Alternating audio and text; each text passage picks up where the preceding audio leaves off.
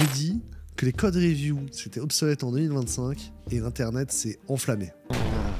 Alors oui, cette année, j'ai parlé à plusieurs équipes qui ont arrêté de faire des codes review ou qui n'en font plus ou qui les ont rendues facultatives. Et vous savez quoi? Ça a amélioré la qualité de leur code. La code review, c'est utile, mais c'est pas la meilleure des solutions. Avant de commencer, merci aux 742 personnes qui se sont abonnés à la chaîne YouTube depuis la dernière vidéo. Il y a eu plus de 265 commentaires, et dans ces commentaires, il y avait deux sujets qui revenaient. Alors, il y a la code review dont on parle maintenant.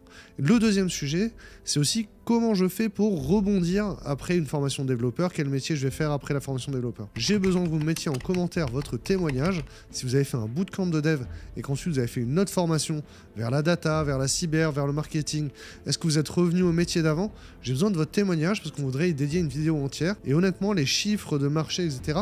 sont pas assez concrets, on a besoin de témoignages. Est-ce que c'est cool? Moi, j'ai l'impression que la code review, c'est une icône sacrée, on n'a pas le droit d'y toucher. Mais aujourd'hui, moi, je suis d'humeur iconoclaste. Je pense même que le craft, en fait, qui défend autant la code review, on en fait un élément essentiel, en vrai, devrait défendre de ne plus faire de code review. Mais les code review, on en faisait avant qu'il y ait le manifeste craft, on en faisait avant qu'il y ait de l'agilité, etc. C'est vraiment antérieur à tout ça. Et pourtant, de tout temps, il a existé des gens qui trouvaient que les code review, c'était pénible. Et la prochaine vidéo, je pense qu'on pourra vous parler de pourquoi il y a autant de gens qui détestent le daily aussi. J'ai 4 raisons d'aimer la code review. Le premier argument, c'est indispensable pour la qualité du code. Vraiment, les gens ont l'impression que s'ils le font pas, la qualité du code va se vautrer. Deuxième argument, c'est une bonne pratique. Et oui, c'est une bonne pratique. Troisième argument, ça évite les erreurs en production. Encore la semaine dernière, la code review, elle nous a évité de vraquer la prod. Oui, probablement, c'est vrai. Le quatrième argument, c'est que ça permet de partager la connaissance du code. Et c'est vrai que c'est une bonne pratique de lire le code des autres, et la code review, elle crée cette opportunité-là, etc. C'est vrai. J'ai 3 arguments des anti-code review. D'accord? Le premier, c'est que c'est une perte de temps. Le deuxième, c'est que ça sert principalement à faire du micromanagement. C'est le lead développeur qui justifie son poste en se permettant de valider les code reviews de tous les autres. Ça rappelle qu'il y en a qui sont là pour produire des pull requests et d'autres qui sont là pour les valider. Numéro 3, l'IA et une bonne CI, ça rend dispensable la code review sous plein d'aspects. On va revenir sur ces arguments, mais vraiment, on a fait un peu un état de l'art. Et d'un côté, il y a des gens qui sont pour, de l'autre côté, il y a des gens qui sont contre. Déjà, de 1, elle ralentit le workflow. Attendre 2 jours, voire 3 jours pour avoir du retour sur son travail, c'est extrêmement long. Il y a des équipes où les gens ont mis en place des plugins navigateurs pour être notifiés dès qu'il y a une PR qui est en attente, et du coup, tu lâches tout et tu vas valider la PR de l'autre. Des fois, il y a des accords un petit peu tacites entre les développeurs. En fait, ils vont se valider les code reviews sans les relire des autres pour pouvoir avancer et mettre en prod vite. Il y en a aussi, par exemple, des équipes où faire du NIT, c'est-à-dire dire oui, il faudrait mieux formuler cette variable-là, mais ça c'est pas permis, allez vous faire. Voilà. Ce ralentissement de la production, il y a plein d'équipes qui le compensent avec des stratégies. Le deuxième sujet, je l'ai un peu abordé, c'est que c'est souvent très mal utilisé. C'est pas le moment où on vérifie que les features elles fonctionnent. Le manque de contexte aussi. Alors en début de sprint, tout le monde a les tickets et l'objectif du sprint bien en tête, etc. Mais en fin de sprint, on se rappelle plus du contexte, etc. C'est pas le moment de discuter de l'architecture. Il y a de l'affinage à faire en début de sprint, il y a des conversations à faire avant. Souvent, c'est compliqué de faire du feedback quand on n'est pas dans le bon contexte, quoi. Et le quatrième sujet, c'est le faux sentiment de sécurité. Un des exemples qu'on m'a donné, c'est la code review, ça m'a permis de voir qu'il y avait juste une typo dans un fichier de langue et ça a évité de vraquer la prod. Une typo dans un fichier de langue, ça ne devrait jamais vraquer la prod. La CI, elle devrait refuser de passer pour ça. Poser un linter, ça suffit. Poser un sonar, ça suffit pour faire ce genre de choses-là. La code review laisse la place à des erreurs humaines à cet endroit-là. Et c'est moins qualitatif de faire confiance à un autre humain pour vérifier que vous n'avez pas fait des erreurs comme ça, quoi. Il y a des contextes qui demandent une meilleure qualité de code, hein. On pense à la cybersécurité, on pense à, je sais pas, le bancaire, etc. Ça ne dispense pas d'avoir les vérifications robotisées, automatisées, qui sont indispensables aussi. Et souvent, vous dites, vu qu'on a la code review, pas besoin d'avoir la CI qui va avec. Je vous assure que le CrowdStrike qui est parti en prod et qui a vraqué la moitié de la planète, le code il avait probablement été relu par un pair avant, hein. Mais aucun pair n'est parfait. L'erreur est humaine. C'est moi qui l'ai dit. Qui c'est qui l'a dit? L'expression l'erreur est humaine est une locution latine qui se traduit par erar humanum et. On l'attribue souvent à Sénèque, mais elle existait déjà avant lui.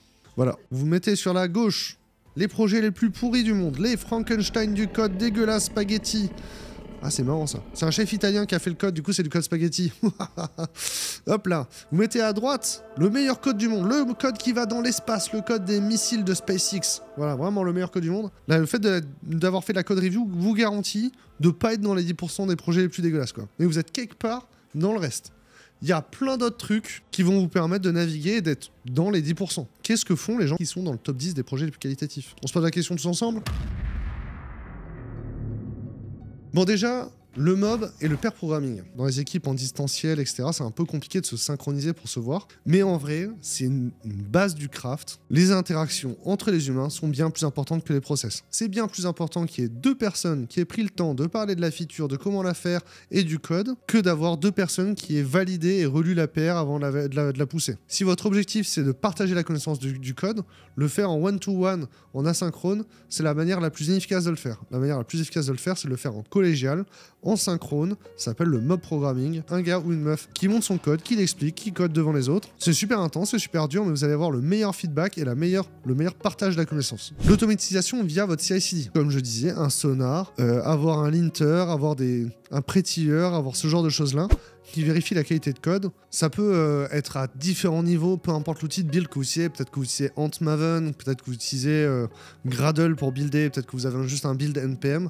Mais il y a plein d'outils à mettre dans vos CI qui vont vous permettre de vérifier qu'il n'y a pas toutes ces petites erreurs qui vont péter le build. Les discussions en amont, comme je vous disais, alors le pair programming c'est chouette, mais l'affinage ou le sprint refinement, en début de sprint si vous faites du Scrum, ou de manière générale, on démarre la feature. C'est ok de prendre un POC, d'essayer de faire un prototype des premières choses, mais là maintenant, une fois que vous avez un peu déminer cette fonctionnalité, prenez le temps de demander à quelqu'un d'autre son regard sur votre façon de faire dès le premier jour ou voire le deuxième jour sur la fonctionnalité, de demander du feedback et de percuter vos intuitions contre quelqu'un d'autre en synchrone. C'est mieux, vous pouvez le faire avec votre canard en plastique bien sûr, parce qu'en fait quand tu racontes ton code à quelqu'un d'autre, tu te rends compte en le disant que tu as fait une bêtise, tu vois. Je vais raconter mon code à un canard en plastique, d'où il pose un canard en plastique à côté de l'ordinateur, c'est ça.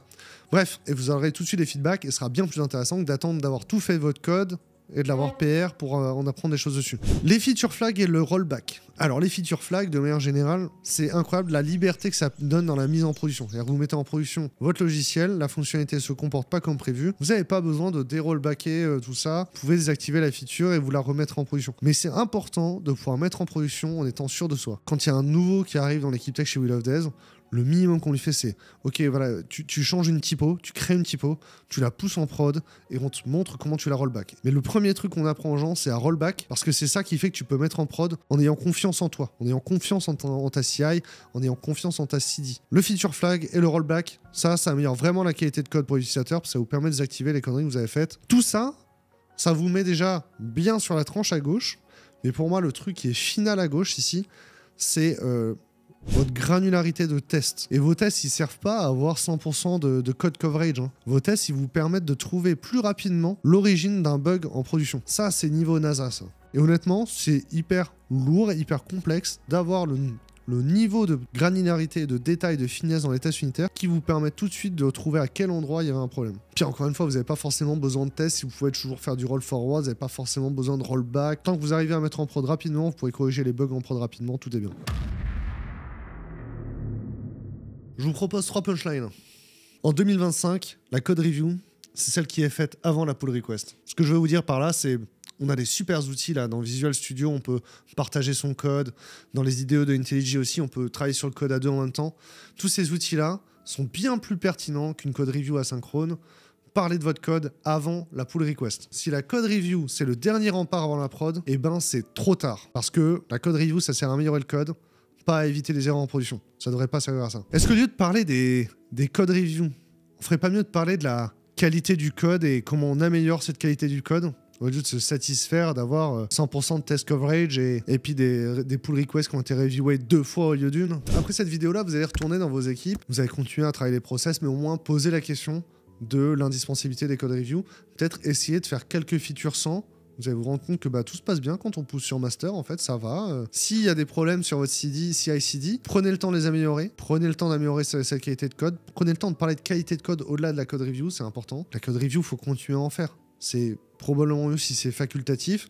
C'est toujours chouette quand on a fini son code, si on a un petit doute, etc., de demander à quelqu'un d'autre de faire un feedback dessus. Toujours chouette de demander du feedback. Le feedback, c'est important. Mais c'est pas suffisant et c'est pas le silver bullet, l'alpha et l'oméga de la qualité. On continue encore une fois la conversation en commentaire. N'oubliez pas, j'ai besoin d'avoir vos témoignages pour comment rebondir après un bootcamp de développeur. Est-ce que vous arriveriez à survivre une semaine sans code review? Ça, c'est une question que vous pouvez vous poser dès maintenant. Puis j'espère que voilà, j'ai pas été trop iconoclaste. je remballe mes lunettes, promis. Continuer à évangéliser la qualité de code, son amélioration et les échanges constructifs entre professionnels du code et du logiciel. Voilà, c'était cool.